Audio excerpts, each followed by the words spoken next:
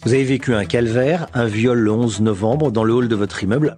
J'entends des bruits de pas courir derrière moi et en fait je me retrouve plaquée au sol. Une jeune femme qui a été très peu soutenue, qui s'appelle Claire Géronimi. Vous prenez la parole sur RMC pour dénoncer l'insécurité dans laquelle vivent les femmes au quotidien. Éclat, un mot à double tranchant qui symbolise à la fois brisure et rayonnement, cassure et sentiment. Je suis Claire Géronimi et à la suite de mon agression, j'ai décidé de donner la parole à des personnalités inspirantes pour mettre en lumière leur vision féminine si singulière. Femmes politiques, journalistes, psychologues, avocates ou encore victimes échangeront avec moi sur leurs sentiments et leurs interrogations de notre place dans la société. Je désire également mettre l'accent sur leurs histoires marquantes afin de vous fournir, chères auditrices et auditeurs, les clés vers votre propre éclat. Bienvenue dans le podcast Éclat de femmes. Quand cette vidéo va sortir, justement, ça fait un an que je me suis fait agresser jour pour jour. Et en fait, aussi, pourquoi j'ai créé cette association, c'est que je me suis rendu compte au moment de mon agression que tout le parcours de la victime était tellement chaotique, on se sentait tellement seul. Du coup, c'est Léon. Un Léon qui dit bonjour. Je dis bonjour de la caméra. Quand cette vidéo va sortir, justement, ça fait un an que je me suis fait agresser jour pour jour. Pour vous rappeler un peu mon histoire, c'était le 11 novembre 2023. Je rentrais de mes courses, il était environ 16h30 et du coup c'était le Monoprix qui était juste à 10 minutes à pied de chez moi. Et en fait ce qui s'est passé c'est que en poussant ma porte d'entrée, il y a un homme qui m'a suivi et qui m'a agressé, qui m'a violée, qui a tenté également de me tuer. On va dire que depuis un an, j'essaie de me battre pour ça. Enfin, j'en ai pas mal parlé justement dans les médias. Je pense que vous connaissez déjà assez l'histoire pour que je redétaille encore. C'est un peu pour recontextualiser la chose. Donc voilà, mais aujourd'hui, je suis plus là pour parler de, on va dire, la reconstruction et également un peu, que vous connaissez un peu plus, on va dire. Du coup, le chemin que j'ai parcouru cette année, on va dire qu'il a été assez long et très éprouvant. On va dire qu'il y a eu beaucoup de hauts et de bas. Psychologiquement, ça a été très compliqué. J'ai eu beaucoup de phases où j'ai voulu, entre guillemets, mettre fin à mes jours. J'ai pas voulu prendre également d'antidépresseurs ni d'anxiolytiques, ce qui a été quelque chose d'autant plus compliqué parce qu'en fait on accepte totalement ses émotions et en fait on fait face jour après jour avec et on n'est pas du tout en train d'essayer de les effacer. Après je dis pas qu'il faut pas ne pas en prendre. Pour moi c'était quelque chose, c'était juste inconcevable que je prenne ce genre de médicaments. Il y a eu, comme je dis, beaucoup de hauts et de bas, beaucoup de bas, je pense, surtout, parce que 5 jours après, j'en ai parlé dans les médias, j'ai eu une certaine poussée de haine, pas forcément de haine, mais en tout cas d'adrénaline, comme quoi il fallait absolument que je le dise aux femmes, que je raconte à tout le monde que ce qui m'était arrivé, c'était quelque chose qui n'était pas normal, parce que c'était un samedi après-midi, comme je vous le dis, à 16h30, et en plus de ça, c'est un cœur de Paris, en plein 8e arrondissement, d'autant plus que le profil de mon agresseur était un homme sous OQTF.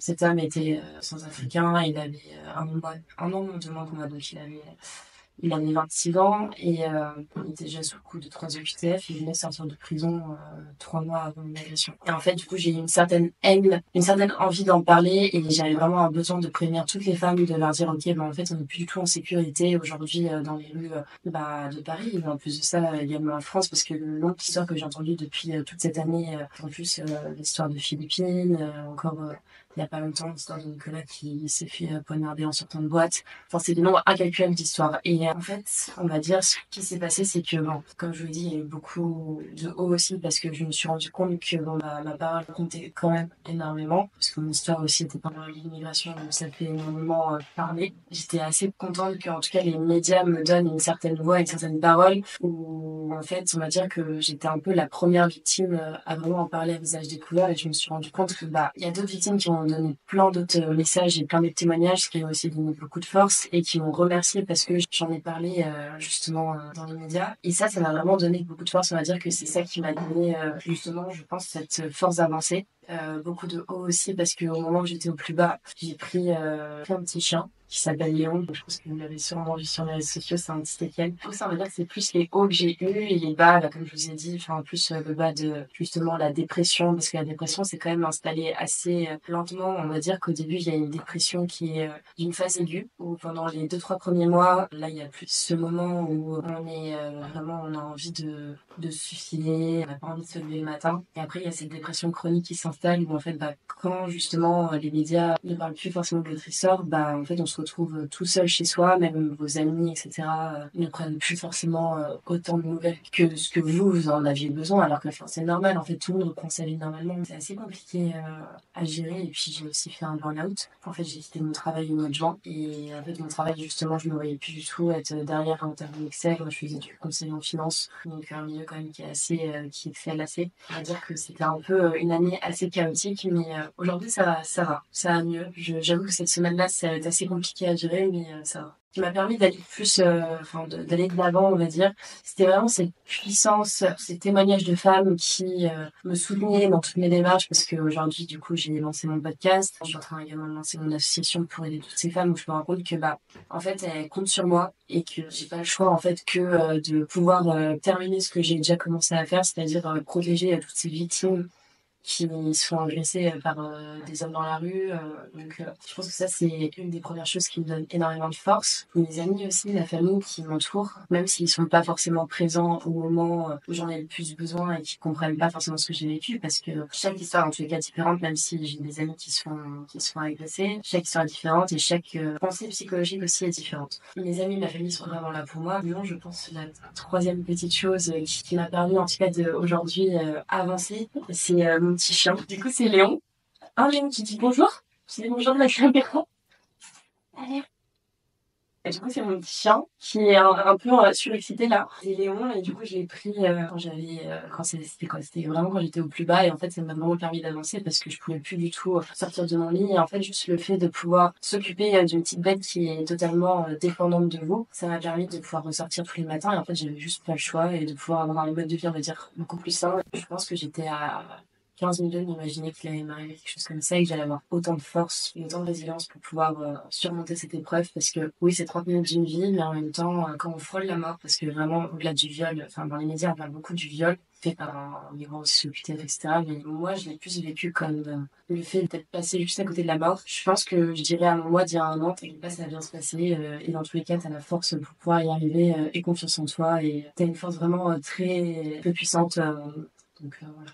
Je pense que la notion de résilience, c'est savoir accepter qu'on peut vivre un événement traumatisant, que ce soit une agression, que ce soit justement juste de perdre un travail, que ce soit de faire, je sais pas, par exemple, une fausse couche, ou de juste avoir une rupture, des événements qui sont traumatisants, justement pouvoir rebondir et en faire une force. Je pense que pour pouvoir avancer, pour pouvoir grandir, il faut vivre des échecs ou des obstacles, et je pense que c'est ça, avoir la résilience, c'est pouvoir rebondir après un événement, on va dire, traumatique. En tout cas, pour ceux qui n'y arrivent pas, justement, prenez ça comme une opportunité compliquée de switcher de mode, et se dire, ok, j'ai vécu quelque chose d'assez traumatisant, je vais jamais m'en sortir, etc. Mais en fait, il faut juste se dire, ok, si ça arrivait sur le chemin, c'est pas par hasard non plus, et ça peut pouvoir nous permettre de nous faire grandir et de réparer certaines blessures qu'on a en nous. En fait, j'avais discuté avec un ami dans un café. De base, je voulais déjà créer un podcast et échanger avec plein de femmes, que ce soit de tous bords politiques confondus, pour avoir vraiment une vision large de la condition féminine dans la société, et avoir des idées qui convergent et qui divergent. C'était vraiment le but du podcast. Et en fait, en ayant discuté justement avec cet ami lors d'un déjeuner, je sais plus, c'était au mois de mars, il m'a dit,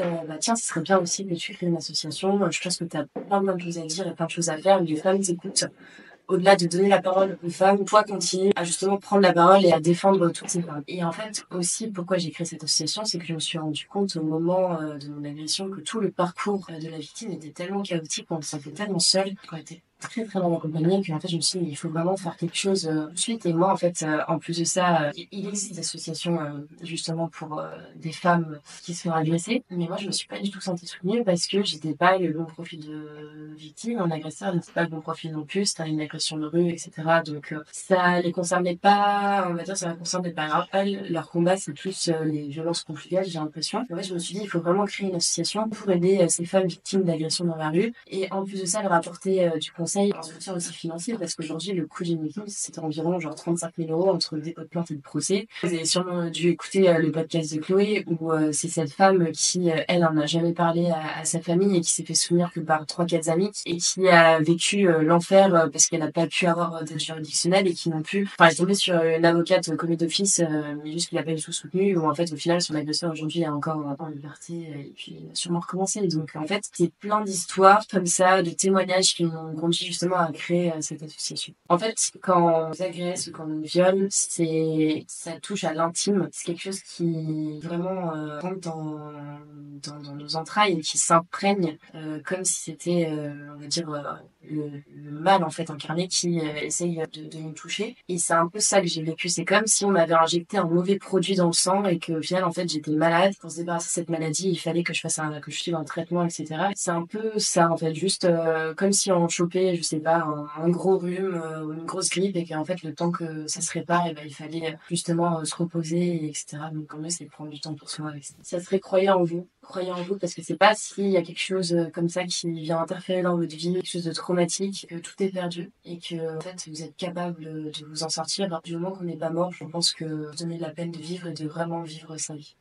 Et pas avoir peur d'en parler aussi. En fait, déjà, je remercie énormément les gens qui su me donner la parole, que ce soit tous les médias, CNews, Boulevard Voltaire, Frontières, enfin, plein d'autres. Tous ces médias-là m'ont vraiment porté ma voix et m'ont laissé prendre la parole. Ça m'a énormément touchée parce que c'est vrai que je viens pas du tout du monde journalistique non plus, donc c'est vrai qu'accueillir comme ça une victime sur ces plateaux, ça doit être quelque chose d'assez à double tranchant, on va dire. Déjà vraiment juste un merci à toutes les personnalités que j'ai pu rencontrer, les gens qui se sont ouverts à moi, les victimes qui ont donné leur témoignage, elles avaient jamais parlé à personne. Je remercie énormément. En fait, depuis 1 an, j'ai appris et j'ai rencontré énormément de personnes. C'est une expérience juste magnifique et je sais que les gens, en tout cas aujourd'hui, ont confiance sur ce que je compte faire après, c'est-à-dire développer l'association, le podcast, etc.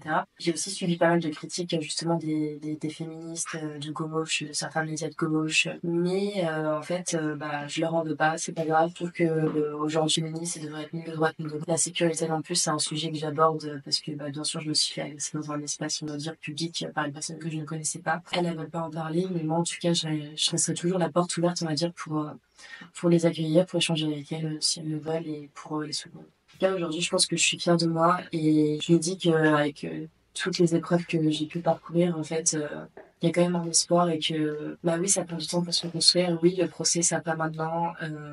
Mais oui, en tout cas, je sens déjà que ça va beaucoup mieux et je sais qu'il y a plein d'autres victimes comme ça où, oui, ça prend du temps aussi de se reconstruire, mais j'ai confiance en elles également et je sais qu'elles vont réussir à se reconstruire aussi. Voilà.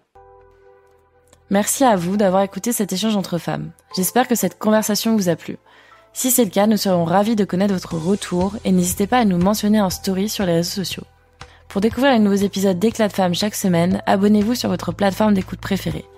Et si vous pensez que cela pourrait intéresser l'un de vos proches, je vous encourage à le partager avec lui. À très vite!